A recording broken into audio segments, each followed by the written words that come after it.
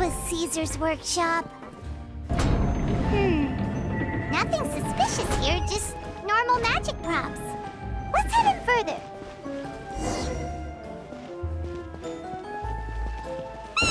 What was that? Oh, is this one of Caesar's gadgets? Guess we must have triggered some sort of device.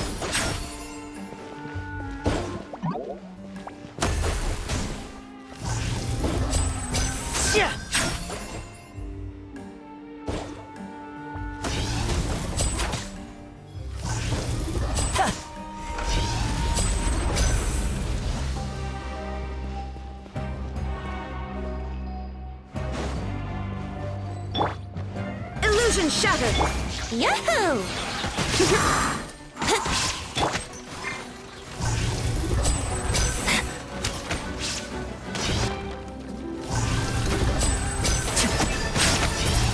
Step right up! Time for takeoff. Let's play!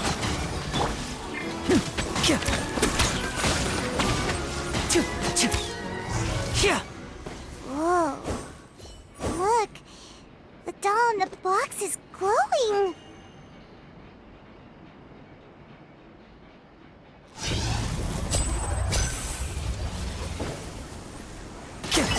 There's something written on the card on this doll. Let's take a closer look.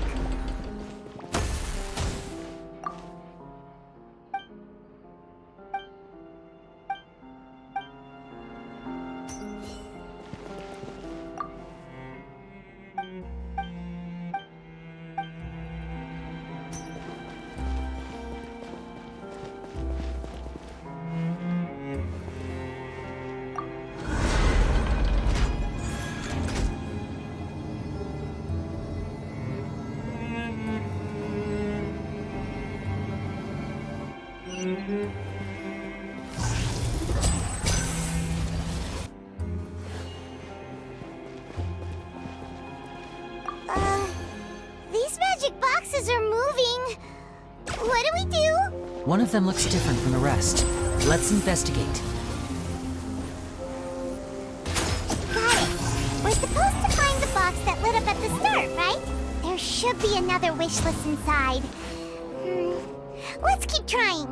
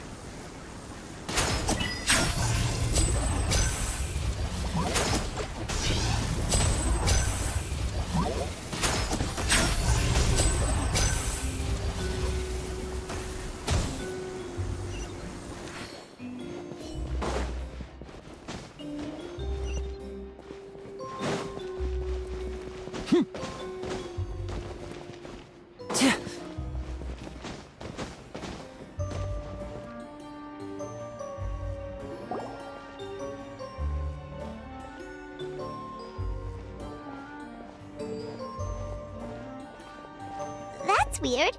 Have we reached the end already? There's nothing here. Maybe this was a wasted trip. This place seems a little too ordinary for a magician's workshop. There's a distinct lack of mystery. We've triggered quite a few devices on the way here. I'm starting to wonder whether Caesar built this whole place as one big, elaborate magic contraption. If so, then there must be more to this place than meets the eye. Maybe a hidden room somewhere. Aha! If I just move this book, then hopefully... and... presto! A secret passageway! How did you know? I'm a magician too, and apparently great minds really do think alike. Looks pretty big inside. Let's head in and take a look around.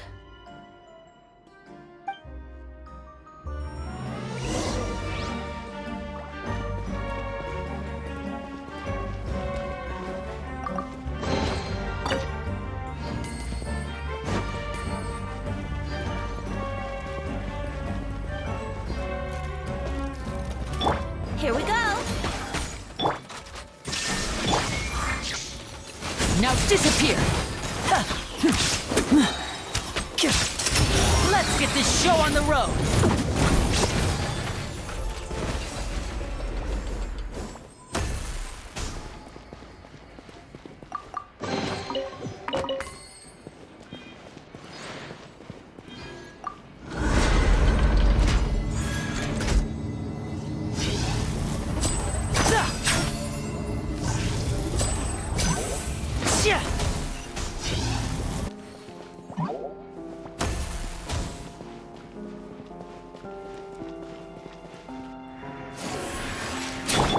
There is no escape!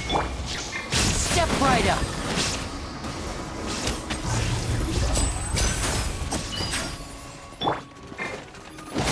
Everybody stand back! Shine down! Now you shall perish!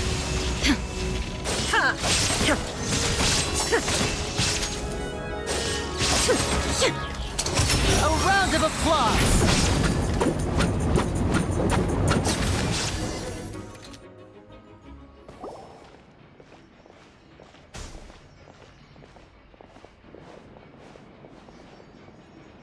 Why have you stopped, Lyney?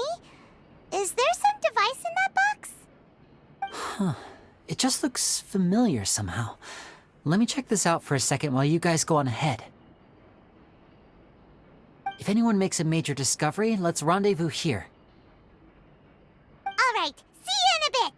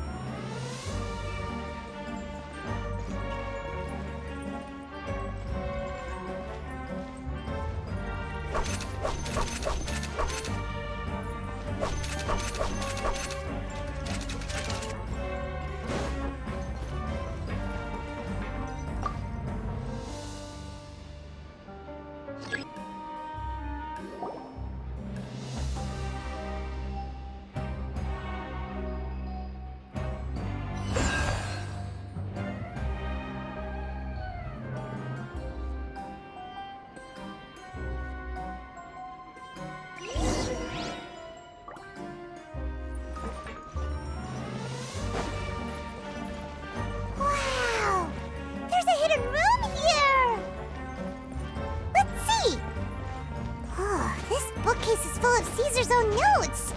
He wrote a lot about the principles of magic. Whew. Much too advanced for Paimon. Hey,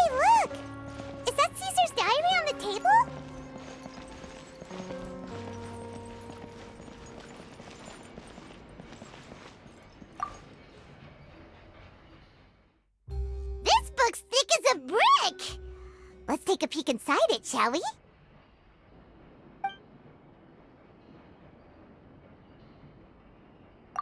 At one of my shows a few days ago, a child asked me how I pulled candy out of my hat. As a joke, I told the kid that the hat has a built-in wish-granting machine. Next thing I know, today a whole bunch of kids were pestering me to pull all sorts of things out of the hat. So I told them another white lie. The machine needs time to power up, but in the meantime, you can write your wishes down. Well, they took me up on that offer, enthusiastically. As I write this, I've only just got back from... I wound up saving very little this month. But that's not a major issue. I now have a bigger problem. How am I going to hide all these things inside my hat? Two children came to talk to me after today's show. I don't know why they were out on their own. They looked much too young to be unsupervised. I do hope they got home safely. Anyway, they said that they wanted me to teach them how to do magic. It's not uncommon for children to ask this, of course, but I've never seen any of them as serious about it as these two. I told them that learning magic is very hard work, but that didn't faze them at all. It's like they already knew. They seemed so committed.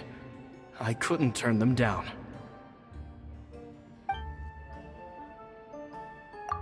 It seems like something's bothering Lorenzo lately, but he won't open up to me about it. Surely he's not upset that I agreed to teach those two children. I'll have to talk him around. I have a good feeling about those kids. They're naturally talented, and it seems like they're not new to the world of magic. They have all sorts of fantastic ideas. All I'm really doing is helping them develop a more professional standard training plan. They wanted to call me Master, but I told them they absolutely mustn't. Any magician worth their salt could have taught them what I have. They're the geniuses here. Compared to them, I don't deserve to be called any sort of master. With time, I have no doubt that they could become far greater magicians than I. My only concern is why they're so mature for their age. I fear they've had to grow up too fast. I don't dare to imagine what they must have been through. Gemma thinks so too. She doesn't like being around them. Says that their eyes are too piercing. They don't bother me, but then again, I've never been the sharpest tool in the shed.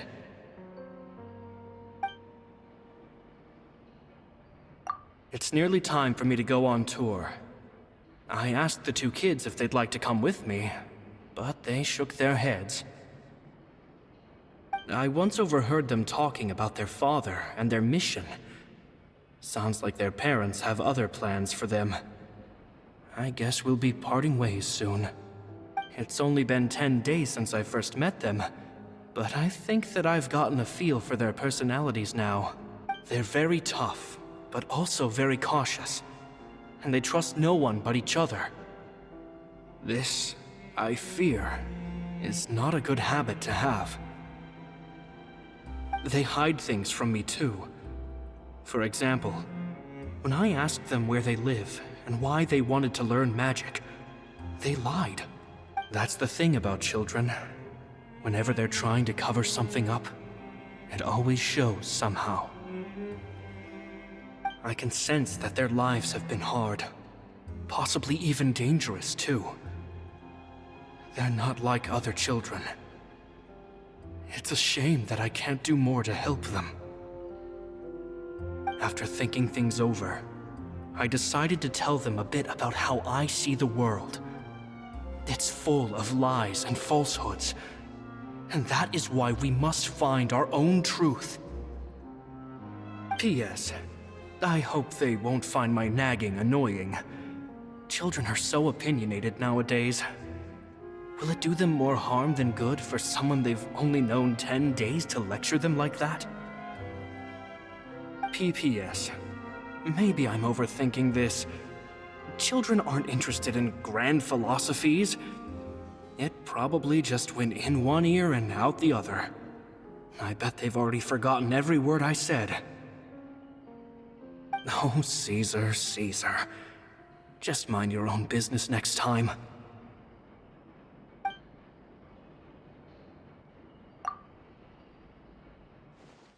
Two magic geniuses with a father and a mission, huh? Sounds a lot like he was writing about Lyney and Lynette, don't you think? So did they meet Caesar when they were kids? Let's go ask Lyney!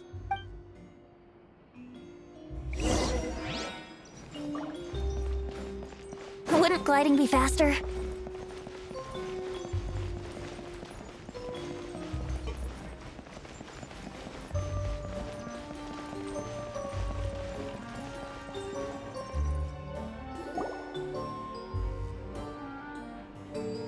Lyney? Shh, hold that thought. As I expected, there's a lot of fishy things going on in this place. Fishy? Uh-oh, what have you found? All in good time. Before we go over our new leads, I want to tell you how a high-altitude escape is performed. First, the magician slots themselves into a magic box in full view of the audience. The box is then suspended high in the air, and a short while later, the base automatically opens. At this point, a dummy will fall out of the box, but it looks real enough to grab the audience's attention, and they start wailing and screaming. Meanwhile, the real magician, who has by now blended into the crowd, waits for a good moment to make their appearance and put on a hysterical performance. Oh no! Is that me? Did I just fall to my death? Very vivid description. Paimon can really picture it. And then what? The audience's gaze then turns to the magician, and by the time they realize what's happened, the dummy has vanished, as if everything that just happened was some sort of shared illusion. Of course, that's just how I think the process should work, theoretically speaking. The inventor of this trick never performed it successfully. When the box opened, Caesar was the one who fell out, and not the dummy. He fell right to the ground from the highest point of the opera house. No one could hope to survive that fall, not without a vision at least. And no one else has ever attempted this trick since. My understanding of how it works is just based on what I could gather from his notes and the relevant gadgets here in his workshop. So Caesar's famous high-altitude escape has never been done, huh? Paimon was about to say how cool it would have been to see it in person, but if it's that dangerous, it's probably for the best that no one else tries to do it. Wait a second. So if a dummy's supposed to drop out of the box, then where does the real magician go? How does he get out? Glad you asked. That brings us to the secret of said box. This box right here is the one that Caesar constructed himself to use in the performance, and it's not as simple as it looks. Inside, there's a device that only the magician himself would know about. Once the magician's inside and the box is lifted up into the air, the audience's view of the box is fixed at a certain angle. From where they're standing, they have a clear view of the front, sides, and bottom, but the back and the top are now no longer visible. At this point, the magician presses a button inside the box, opening a secret door out of view. He then escapes through this trapdoor onto the opera house roof, waits for the dummy to fall and distract the audience, and quietly returns to ground level. That's way simpler than Paimon imagined. Even Paimon could probably do it. Well, there's a little more to it than that, of course. The hardest part of this trick is controlling the audience's mood and reactions. That takes an exceptional degree of showmanship. There's the falling dummy, the miraculous reappearance, the pompous performing. Maybe the magician would even have themselves tied up before it begins to strengthen the impression that there's no escape. Many days and nights of careful research and painstaking practice would have gone into this, all culminating in a performance just a few minutes long, but one that still manages to transform the shock and grief of a tragic accident to the joy and laughter of a mesmerizing magic trick. Caesar was a highly accomplished magician. But unfortunately, even he didn't manage to pull it off. So, how did it go so wrong? You said you found some fishy stuff here. Have you figured out what really happened? I can make a pretty good guess. I looked into the case files. The magic box Caesar was using at the time of his death had the secret button I mentioned positioned on the right-hand side.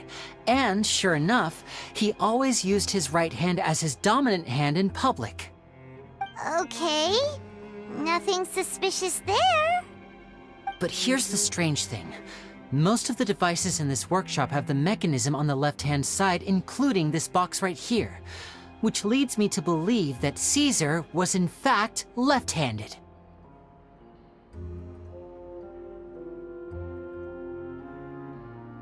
Because a magician can't afford to have their most basic habits stand out too much. People naturally focus their attention on the most important details of the task or situation at hand.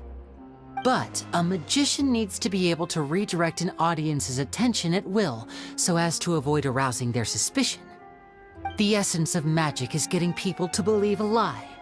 If even the truth raises eyebrows, the falsehoods become all the more difficult to mask.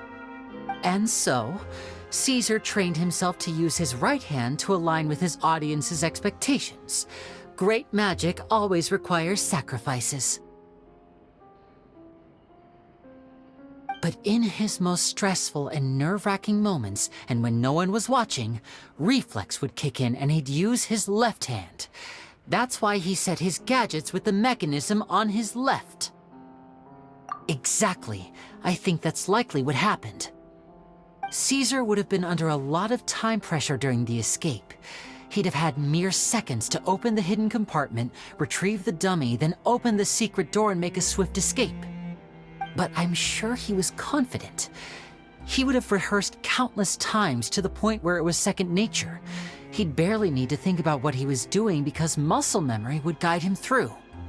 So he opened the compartment, took out the dummy, checked everything was in order, and then went to leave.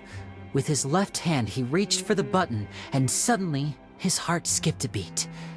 It wasn't there.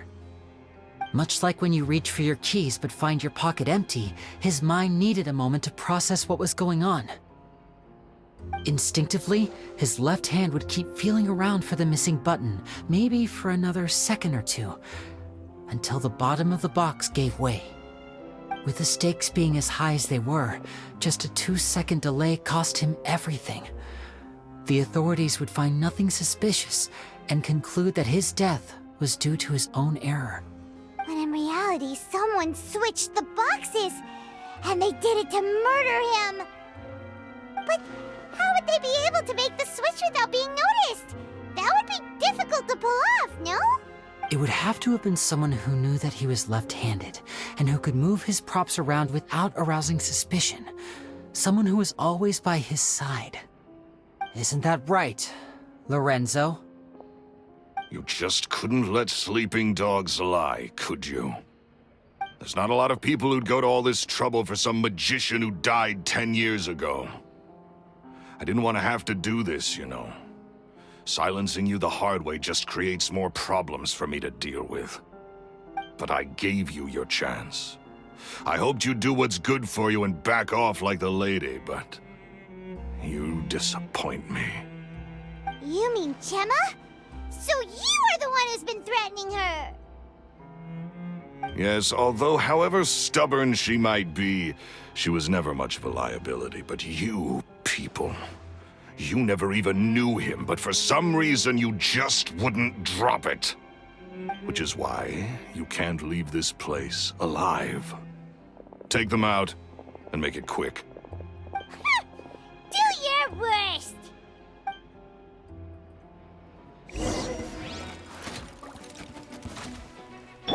Let's play!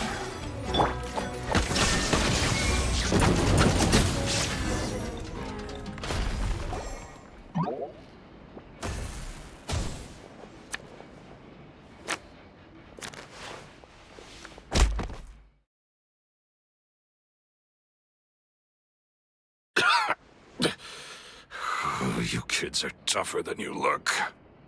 Had enough yet, Lorenzo? Your cronies can't help you now. I think it's high time you started talking, and what I'd really like to know is, why did you murder Caesar? If I had a Mora for every time you said that man's name. Of course you idolized Caesar, everyone else did. But I was the real genius magician. Me! He was just an amateur who did cheap tricks for gullible children. I was the one who made magic into the fine art it is today. The aristocrats doffed their hats to me! So it was jealousy. Jealousy. Hatred, more like. I hated Caesar. All he cared about was his magic. He lived and breathed it. He poured everything into his street performances and his stupid tours like it was just a hobby to him, never bothering to think about Mora. What sort of fool devotes their life to the art of deception and never has a Mora to show for it? But the people loved him, didn't they? Oh, how they looked up to him. No one gave me a second look. All I ever heard was, "Oh, your master's amazing, isn't he?" Amazing. Yeah, so amazing that he was completely broke.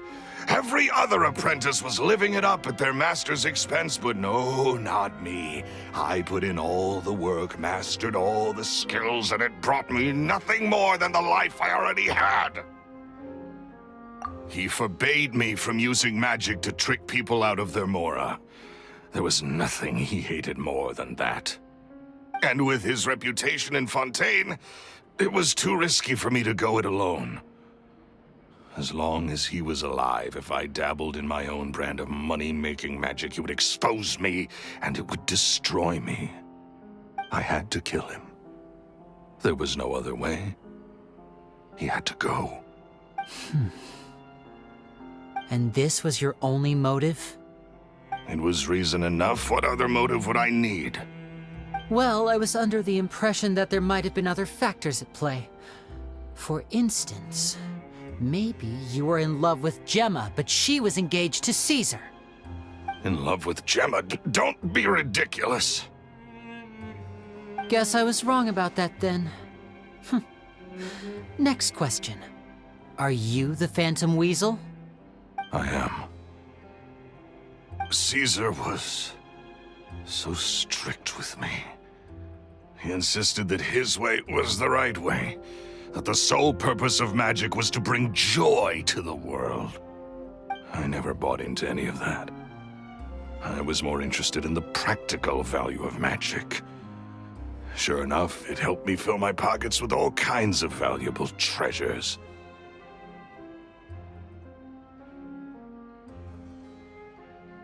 Oh, yeah! Charlotte told us that the weasel would steal whatever people valued, no matter how much it was worth.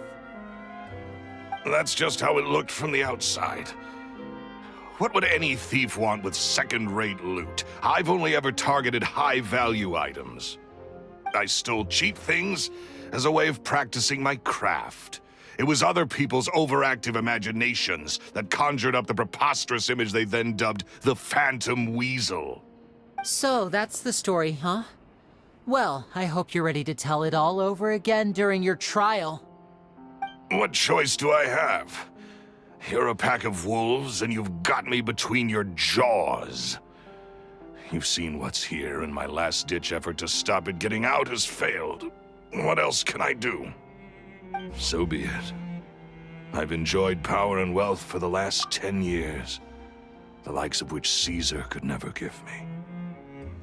I wouldn't choose for things to end this way, but I regret nothing. Very well. In that case, I'll contact the guards. Traveler, Paimon, keep an eye on Lorenzo for me. I'll meet you just outside the workshop when I'm back.